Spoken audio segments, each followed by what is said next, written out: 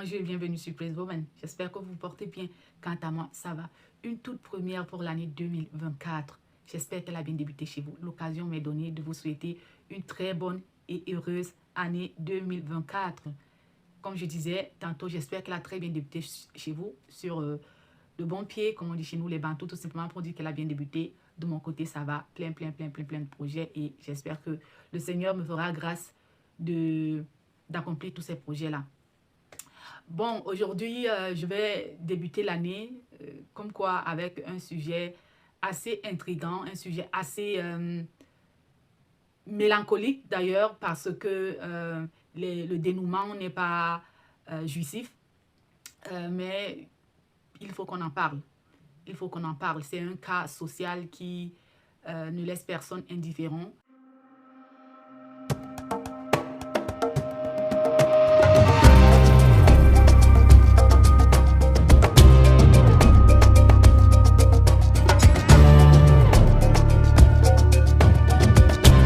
Et avant que je n'entre dans le vif du sujet, permettez-moi de présenter un peu ce que nous faisons ici, bien que je vous ai donné un petit snippet, un petit aperçu voilà, des thèmes que nous touchons ici. Mais ici, nous parlons du développement personnel. Ça veut dire que sur cette chaîne, nous vous donnons des conseils, astuces et stratégies pour votre développement personnel. Bien évidemment, pour ceux qui veulent se lancer dans le domaine de l'influence et la bonne influence. D'accord, nous prenons la bonne influence sur cette chaîne. Surtout pour le fait que nous pensons que dans notre communauté africaine, nos pays ont besoin de cela même qu'on appelle le quatrième pouvoir, des personnes influentes pour apporter, de par leur poids dans la société civile, pour apporter leur part de contribution à ce que qu'on voit le changement dans nos pays respectifs, dans beaucoup de domaines économiques, socio-culturels, politiques, domaine même international, pourquoi pas. Donc, c'est de ça que nous parlons ici. Pour le faire, nous nous basons sur les principes et enseignements bibliques, sur les conseils des experts en la matière et même sur les modèles de réussite féminins. Donc, comme je disais, on a un cas, je suppose que certains auront déjà deviné de quoi je parle parce que c'est un sujet qui bat son plein en ce moment sur la toile africaine et comme je disais, ça ne laisse personne indifférent, franchement. Donc, on a un supposé criminel, un supposé violeur, un supposé distributeur automatique du VIH-Sida qui se balade dans les rues d'une capitale africaine, notamment Douala, la capitale économique du Cameroun, qui le fait en toute impunité et qui, depuis presque 20 ans, sévit. Donc, à parler comme ça, c'est encore, franchement, léger. Mais avoir écouté, hein, ou pour avoir écouté les témoignages des victimes, ça brise le cœur, ça donne froid au dos.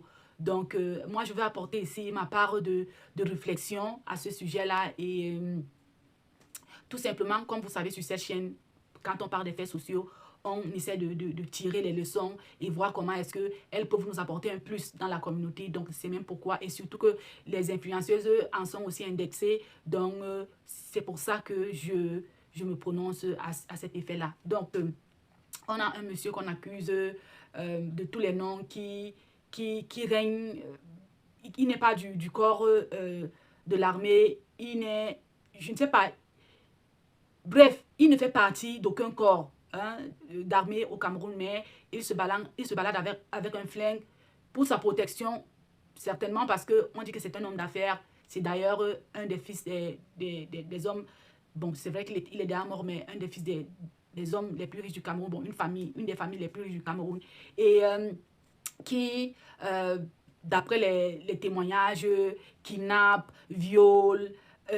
Bref, il ne laisse rien passer, même les femmes enceintes, les jeunes de 15 ans, 16 ans, 17 ans, les jeunes filles. Donc, il le fait et, comme on dit, 99 jours pour le voleur, un jour pour le patron. Et donc, l'heure est venue de rendre les comptes. On se dirait dans un feuilleton de l'histoire Epstein, si vous en avez entendu parler de l'histoire du feuilleton Epstein, qui s'est d'ailleurs suicidé ou, bref, c'est vrai qu'il y a un flou autour de sa mort en prison, mais une histoire qui a vraiment duré, d'accord, une histoire qui a vraiment pris du temps parce qu'il fallait récolter les preuves et pour trouver vraiment les raisons valables de l'incarcérer et tous ses complices. Bref, il est mort en prison et là, les langues se délient. On est déjà en train d'arrêter certaines personnes et je pense que c'est le cas pour cette histoire-ci aussi parce qu'elle est tellement délicate que du fait que il n'y a pas assez de preuves parce que vous savez que même en justice, quand tu vas porter plainte à quelqu'un, sincèrement, si tu n'as pas des preuves valables, des preuves tangibles, tu peux déjà oublier. Donc la justice, on peut dire que la justice, ça s'appelle justice parce qu'elle doit être juste, mais le fait qu'elle est basée sur des preuves, le fait qu'elle est basée sur des preuves, tu ne peux pas venir seulement verbalement accuser quelqu'un sans avoir les preuves tangibles qui inculpent cette personne. Donc c'est pour ça que cette histoire est franchement délicate et intrigante parce que du coup, tu ne peux vraiment même pas prononcer le nom de la personne proprement dit parce que, voilà, la personne est encore libre et elle se permet même de porter plainte à ces personnes-là qui sont en train d'appeler son nom ou bien à ces personnes-là qui sont en train d'apporter leur soutien aux victimes. Donc, vous voyez un peu comment est-ce que c'est un peu compliqué. Mais moi, ce qui attire mon attention dans le déroulement ou bien dans le déploiement de cette personne-là et tout, c'est sa capacité, malgré qu'il ne s'exprime pas très bien, on peut déjà le suivre dans des audios, mais c'est sa capacité à facilement convaincre ces personnes-là à venir chez lui et c'est là que son visage change, d'accord? Et c'est là que son visage change. Et après, tu te poses les questions. Et ces personnes-là qui ont cette aisance-là, surtout les enfants de cet âge-là, 16 ans, 17 ans et tout, qui ont cette aisance-là de sans peur d'aller chez un inconnu, même pas peut-être dans un restaurant ouvert où il y a des gens dans un bar ou un bistrot ou quoi que ce soit, mais chez lui dans un cadre tellement privé que si quelque chose t'arrivait là-bas, personne ne sera au courant. Donc, ça fait que ça rend vraiment cette histoire-ci tellement délicate. Mais ce que je retiens, c'est que, comme on dit souvent, il n'y a pas de fumée sans feu. Il y a des victimes qui se plaignent et tout. Mais de l'autre côté, il y a, je crois, un collège d'avocats qui se sont formés ou qui s'est formé pour défendre les victimes, mais qui jusqu'ici n'ont pas réuni assez de plaintes et assez de témoignages pour que qu'ils aillent devant le juge, pour que cette histoire-là soit vraiment suivie de la meilleure des façons, c'est-à-dire en justice, et que justice soit faite.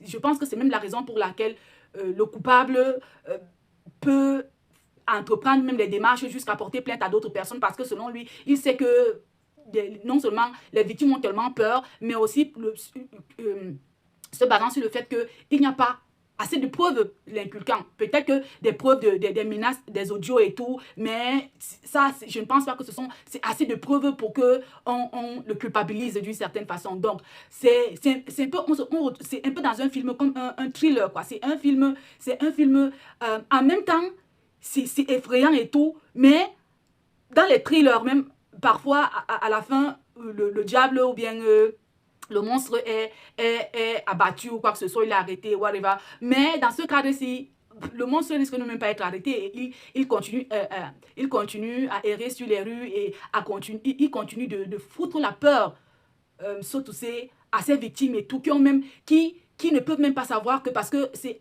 une autre leçon que moi j'aimerais apporter, c'est que ces victimes ont tellement peur qu'elles ne peuvent pas aller témoigner à visage découvert ou alors même porter plainte à qui de droit. Et ça, c'est un problème parce que je pense que ce dont l'âme des victimes a besoin ici, parce que c'est une histoire certaines victimes qui donnent leur témoignage, ce sont des choses de pratiquement 5 à 6 ans en arrière, d'accord? Donc c'est 10 ans, comme on dit pratiquement 20 ans et tout. Donc, ça veut dire qu'il faut prendre du temps pour recoller les morceaux, pour essayer de recoller les pièces du puzzle pour enfin qu'on ait une preuve palpable, d'accord? Ce n'est pas évident, mais ce que je pense que l'âme des victimes a besoin, c'est de la justice. Et si votre âme a besoin de la justice, eh bien, vous devez confronter l'objet de votre peur. Parce que c'est ça un peu avec la peur. Le truc avec la peur, c'est que si tu ne confrontes pas l'objet de ta peur, tu continueras de vivre comme ça dans la peur et tu continueras d'être confronté à l'objet de cette peur-là. C'est un peu ça, c'est un cercle vicieux. Donc, je pense que pour les victimes, il serait mieux. C'est bien de venir se plaindre sur les réseaux sociaux, de donner son témoignage. C'est déjà une bonne chose parce qu'on dit que quand quelqu'un parle, il se libère un peu. Mais je pense que la victime continue toujours à sévir. Et si vous voulez vraiment l'arrêter, il faudrait que vous usiez de votre courage pour aller chez les avocats, vous plaindre, afin que vraiment qu'il y ait des preuves, qu'on regroupe des preuves pour vraiment le poursuivre en justice et pour le culpabiliser, afin qu'on lui donne une sentence méritée pour tous ces crimes-là qu'il aurait commis. Mais de l'autre côté, il y a aussi, il ne faudrait pas qu'on fasse l'amalgame parce que quand des histoires pareilles arrivent, certaines personnes malsaines en profitent pour venir aussi salir le nom des autres personnes, peut-être par rancune ou par méchanceté, parce que vous savez, le cœur de l'homme, même la Bible dit, le cœur de l'homme est foncièrement méchant.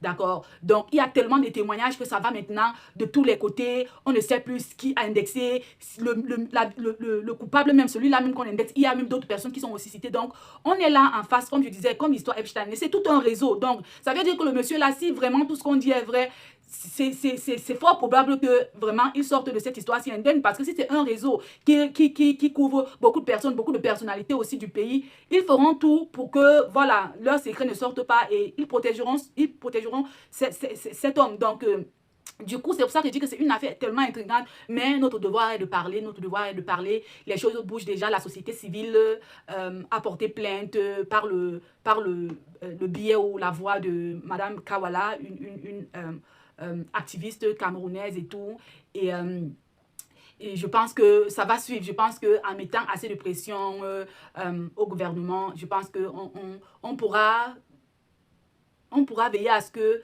ou alors le gouvernement pourra veiller à ce que, franchement, que cette histoire soit suivie de très près et que justice soit rendue à ces victimes-là. D'accord? Mais moi, je ne comprends pas, franchement. Quand un enfant de 15 ans, 16 ans, à 16 ans, 17 ans, tu n'apprends pas, même si c'est pendant les vacances, tu n'as rien à faire pour que tu n'as même pas peur qu'on te donne un rendez-vous, que tu ailles. Vraiment, c'est quand même terrible, mais c'est là que tu te rends compte de la pauvreté mentale. C'est de ça que je parle ici. Je dis que c'est le mindset en fait. C'est le mindset qui change tout. La pauvreté mentale qui fait que tu te laisses emporter à cause de l'argent. Et maintenant que tu te retrouves dans une situation pareille, tu supportes seulement les conséquences. Parce que peut-être si ça se serait passé autrement, que cette personne t'aurait donné de l'argent sans toutefois t'avoir abusé, ce qui est sûr, tu n'aurais pas donné ton témoignage aujourd'hui sur les réseaux sociaux. Donc, c'est franchement, chez nous en Afrique, il faudrait que les jeunes apprennent que se faire de l'argent, devenir riche du jour au lendemain, franchement, en fonction de la vie des gens que vous voyez là dehors, qu'on appelle influenceuses, parce que vous voulez capter leur vie, parce que vous voulez copier leur vie, parce que vous voulez vivre comme elles. Il y a un prix à payer. Il y a un prix à payer pour toute chose. Mais sachez que être riche, ce n'est pas facile. Sinon, on n'aurait pas seulement un petit nombre de personnes qui sont riches dans le monde. Si c'était si facile que ça. Si c'était si facile que ça. Sachez que quand le diable vous donne quelque chose, ça sera toujours accompagné du chagrin. Toujours accompagné du chagrin. Donc, c'est ça que moi, je pense que les jeunes doivent retenir aujourd'hui. Que franchement, vous avez tout aujourd'hui pour réussir. On a tout aujourd'hui pour réussir. On a tout aujourd'hui pour réussir. Vous avez Internet, vous avez par exemple Facebook qui par le biais de son programme des créateurs, vous paye. Hein, c'est vrai que même là aussi, il faut y mettre un peu d'effort. Vous avez YouTube aussi. On a tout ça, TikTok et tout ça. Mais là aussi, il faut un petit travail. Il faut travailler, même un petit travail. Il faut travailler pour être créateur de contenu. Il faut travailler. Donc, vous voyez que rien n'est même facile. Rien n'est facile. Rien n'est facile, mais vous avez déjà ces opportunités-là. Ça veut dire que tu n'as plus trop besoin d'aller à l'école comme avant, trop, pour soi-disant devenir quelqu'un ou alors travailler pour quelqu'un. Donc, tu peux travailler à ton propre compte et gagner ton pain quotidien comme ça. D'accord? Pourquoi aller se mettre dans des situations indésirables? Parce qu'il faut vivre quoi? Il faut faire des voyages, il faut poster sur les réseaux sociaux comment vous êtes ici, comment vous portez ça, comment votre vie est picobello, comment vous êtes tellement épanoui dans votre vie. Et pourtant, ce qui se cache là derrière, c'est une prison.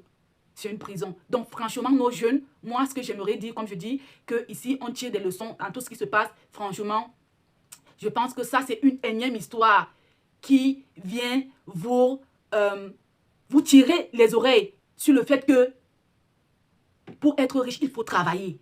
Sur le fait que tout ce qui brille n'est pas or. Sur le fait que il faut savoir à qui, ou bien il faut savoir qui est-ce que vous faites comme modèle.